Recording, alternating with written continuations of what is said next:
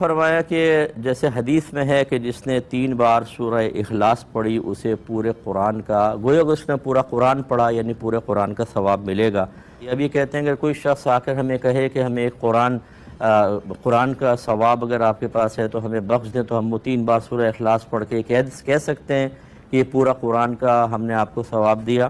دیکھیں ایسا نہیں کہہ سکتے، کیونکہ ہمارے عرف میں جب کوئی آ کر ڈیمانڈ کرتا ہے کہ یار اگر آپ نے کوئی قرآن پڑھا ہے اس کا ثواب ایصال کر دیں، تو وہ یہی کہہ رہا ہوتا ہے کہ 30 سپارے پڑھے ہیں، تو کیونکہ ہمارے یہی مطلب جب ڈیمانڈ ہوتی ہے یا کہا جاتا ہے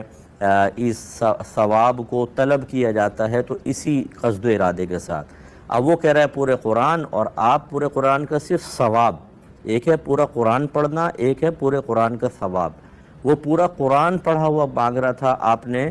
3 بار سورہ اخلاص پڑھ کے اس کے ثواب کو کر دیا، اور یہ بات درست نہیں ہوتی، اس میں بلکہ جھوٹ بھی شامل ہو سکتا ہے۔ اگرچہ ہم اس کو سری جھوٹ نہیں کہیں گے، اس کو توریہ کہیں گے، لیکن یہ مناسب نہیں ہے۔ آپ یہ کہیں کہ میں 3 بار سورہ اخلاص پڑھ کے گویا کہ پورے قرآن کا ثواب آپ کو دے دیتا ہوں۔ اگر آپ یہ کہہ کر دیکھیں اس کو، بولے گا بھائی 3 بار سورہ اخلاص نہیں، میں پورے قرآن کی بات کر رہا ہوں۔ اسی سے میری بات کی تائید ہو جائے گی کہ ہمارے عرف میں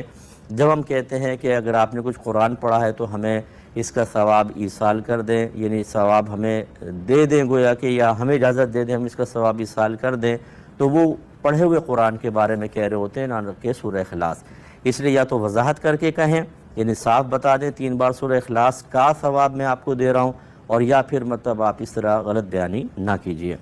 یہ پوچھ رہے تھے کہ ثنا کتنی بار پڑھنی ہوگی؟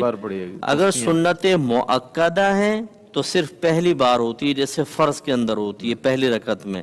اور اگر سنت غیر مؤکدہ ہیں تو پہلی میں اور تیسری دونوں میں ثنا پڑھی جاتی ہے۔